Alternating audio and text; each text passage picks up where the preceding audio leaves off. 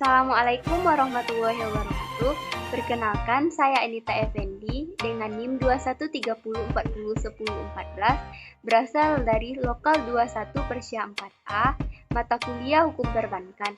Di sini saya akan mereview dua jurnal yang berhubungan dengan hukum perbankan. Yang pertama, Rahasia Bank, dan yang kedua, LPS atau Lembaga Penjamin Simpanan.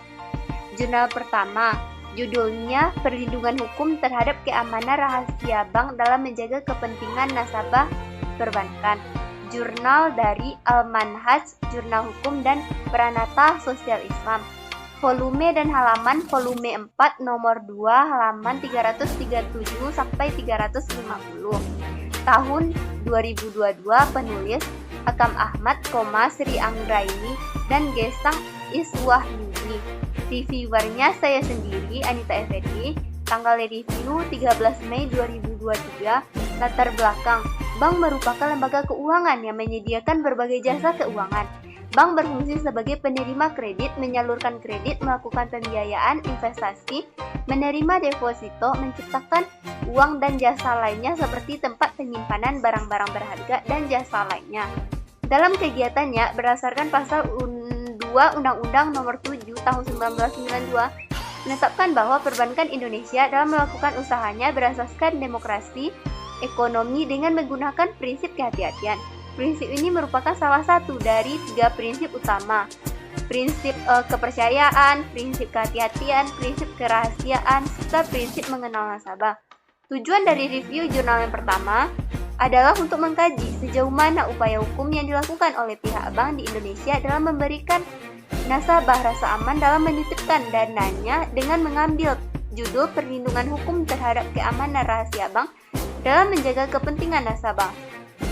Permasalahan yang dibahas dalam konteks kepatuhan bank dalam menjaga kerahasiaan bank. Hingga kini kewajiban bank dalam menjaga rahasia masih perlu dipertanyakan, mengingat masih banyak kasus kebocoran data nasabah perbankan sehingga membuat nasabah menjadi tidak nyaman, merasa dirugikan, dan menuntut agar masalah perlindungan konsumen lebih diperhatikan.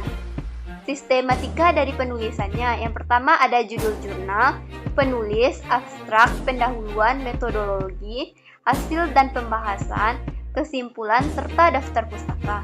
Selanjutnya pembahasan. Bahasan dari jurnal ini yang pertama adalah membahas tentang pengertian bank. Jadi bank itu merupakan suatu lembaga keuangan yang berfungsi sebagai perantara keuangan terhadap pihak yang berkelebihan dana dengan pihak yang kekurangan dana. Melalui bank, kelebihan dana dapat disalurkan kepada pihak-pihak yang memerlukan dana, dapat memberikan manfaat bagi kedua belah pihak. Selain itu, juga menganalisa masalah perlindungan hukum, lembaga perbankan tersebut melakukan peningkatan kinerja secara profesional agar mampu membaca serta menelaah kegiatan dalam usaha serta perekonomian nasional. Perbankan perlu dibina dan diawasi secara terus-menerus agar berfungsi dengan efisien, sehat, wajar, mampu bersaing dalam melindungi dana yang disimpan oleh nasabah dengan baik dan mampu menyalurkan kembali dana tersebut pada sektor-sektor produktif sesuai dengan pembangunan. Selanjutnya juga membahas mengenai perlindungan hukum terhadap keamanan rahasia bank dan menjaga kepentingan nasabah. Nasabah mempercayakan dananya untuk dikelola oleh bank harus mendapatkan perlindungan hukum dari tindakan yang dapat merugikan nasabah yang bisa dilakukan oleh pihak bank. Dalam rangka menghindari terjadinya penyalahgunaan keuangan nasabah, maka dibuat peraturan khusus yang melarang bank untuk memberikan informasi tercatat kepada siapapun yang sebagaimana telah diatur dalam Undang-Undang Nomor 10 Tahun 1998 tentang perbankan, kecuali dalam hal-hal tertentu yang disebutkan secara tegas dalam undang-undang tersebut. Terdapat beberapa mekanisme yang perlu diperhatikan dalam rangka perlindungan nasabah, di antaranya yaitu pembuatan peraturan baru di bidang perbankan atau merevisi peraturan yang sudah ada merupakan salah satu cara yang memberikan perlindungan kepada nasabah. Yang kedua, dengan memperketat pelaksanaan peraturan pihak otoritas terkait, khususnya peraturan yang bertujuan melindungi nasabah sehingga dapat dijamin. Ketiga, itu perlindungan nasabah deposan. Yang keempat, memperketat perizinan bank dan memperketat izin pendirian bank baru. Dan yang kelima, memperketat pengaturan di bidang kegiatan bank. Bahasan berikutnya adalah upaya bank dalam menjaga keamanan rahasia bank. Sebagai lembaga kepercayaan masyarakat, bank perlu merahasiakan segala sesuatu yang berhubungan dengan nasabah, penyimpanan, dan simpanannya, baik bank sebagai entiti dan pihak terafiliasi, termasuk pegawai dan manajemen mengetahui rahasia bank untuk menghindari sanksi pidana dan administratif serta sanksi sosial dari masyarakat. Bank dapat digugat melakukan perbuatan melanggar hukum oleh nasabah debitur bila terjadi penyikapan keterangan mengenai nasabah dipandang yang merugikan dirinya. Gugatan ini dimungkinkan berdasarkan pasal 1365 Kitab Undang-Undang Perdata yang secara tegas mengatur bahwa perbuatan yang melanggar hukum, merugikan orang lain, mewajibkan kena salahnya menerbitkan kerugian itu, mengganti kerugian tersebut. Upaya yang dapat dilakukan oleh pihak bank dalam bisa dilakukan sebagai berikut. Kelaziman operasional bank melalui menyangkut penghimpunan dana masyarakat seperti giro, tabungan, deposito, dan lainnya. Kelebihan dari jurnal yang saya baca, kekuatannya adalah materi yang disajikannya cukup mudah dipahami. Selain itu, penulis juga mencantumkan berbagai macam sumber serta bahasa yang digunakan penulis juga mudah dipahami. Selain itu, jurnalnya rapi dan menarik pembaca untuk membaca lebih lanjut mengenai jurnal tersebut. Kekurangannya, sebaiknya penulis lebih memberikan contoh kasus yang berhubungan dengan materi ini.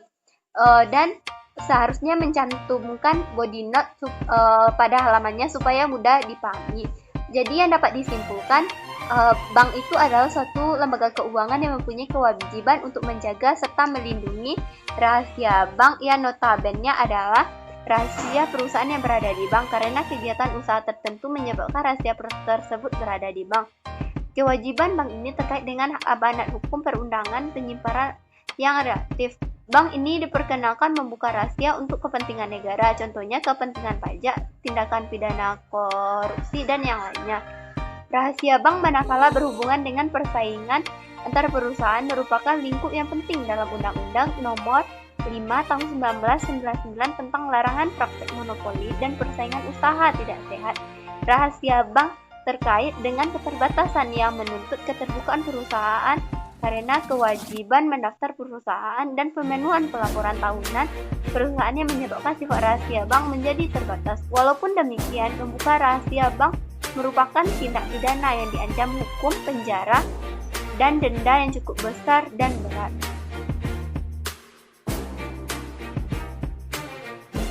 Jurnal kedua yaitu yang berkaitan dengan LPS atau Lembaga Penjamin Simpanan. Judul jurnal perlindungan hukum atas dana nasabah pada bank melalui lembaga penjamin simpanan. Jurnal Fiat Justitia Jurnal Ilmu Hukum.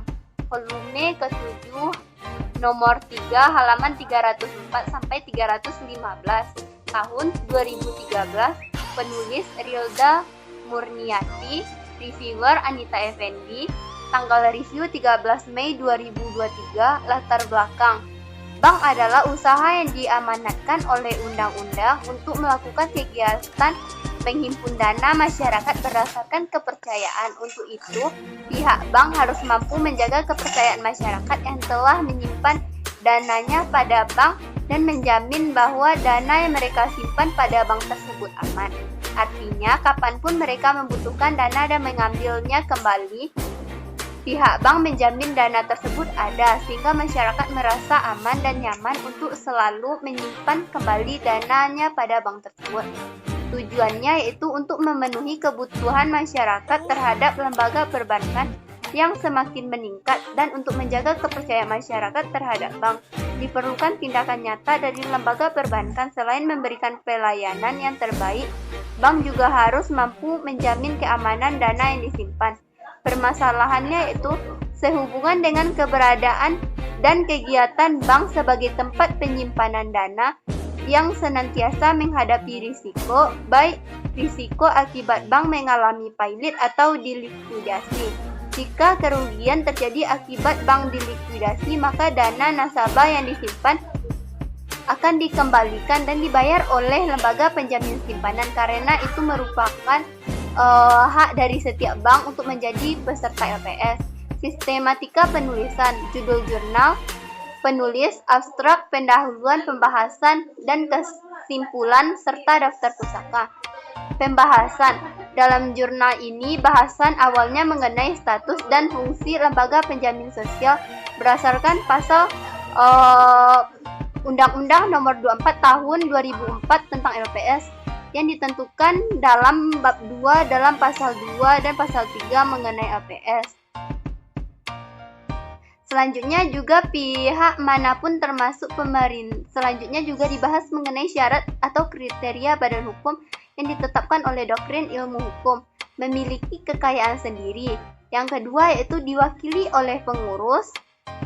Maksudnya itu perbuatan pengurus adalah perbuatan badan atau hukum perbuatan pengurus tersebut selalu mengatasnamakan badan hukum, bukan atas nama pribadi pengurus.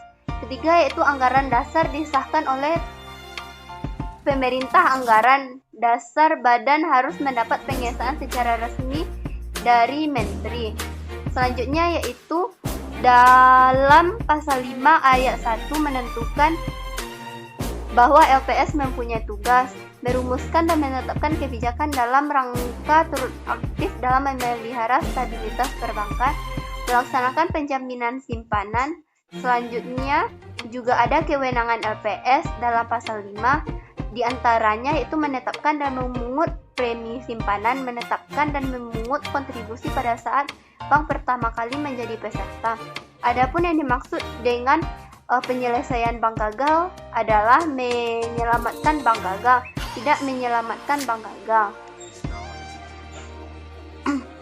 Selanjutnya dalam rangka likuidasi terhadap bank gagal, LPS melakukan tindakan sesuai dengan pasal 43 LPS caranya itu dengan mengambil ahli atau menjalankan segala hak dan menguasai serta mengolah aset serta menjual atau mengalihkan aset bank yang dinyatakan gagal tersebut.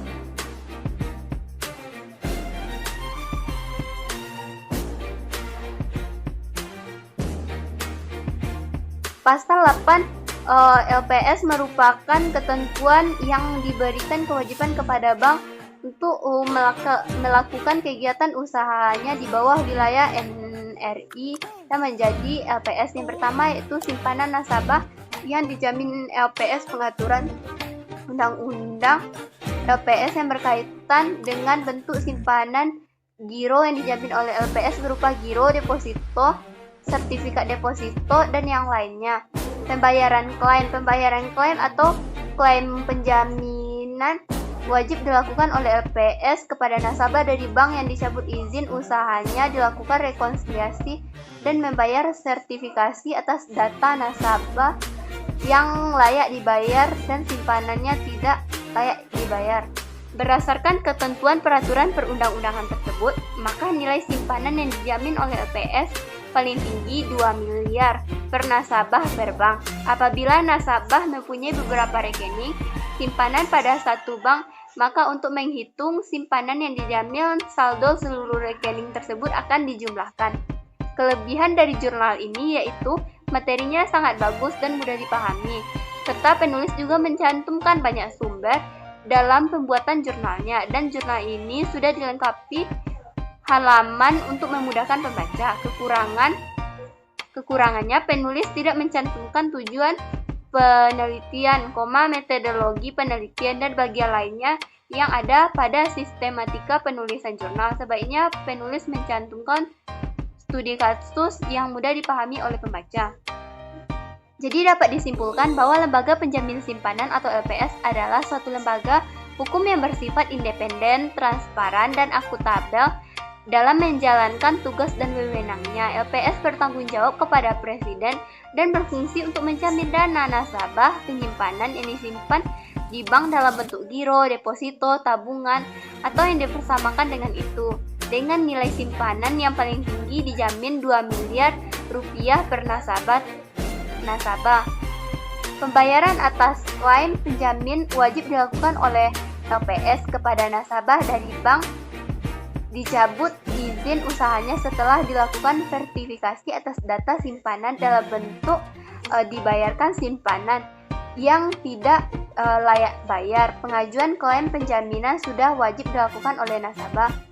Penyimpanan paling lama yaitu 5 tahun sejak izin usaha bank tersebut dicabut. Dalam hal nasabah penyimpan tidak mengajukan klaim penjaminan atas simpanannya, maka hak nasabah penjamin untuk memperoleh pembayaran klaim dari LPS menjadi hilang. Mungkin hanya sekian dari review 2 jurnal saya. Apabila ada kesalahan kata dan perbuatan, saya mohon maaf. Saya akhiri dengan Assalamualaikum warahmatullahi wabarakatuh.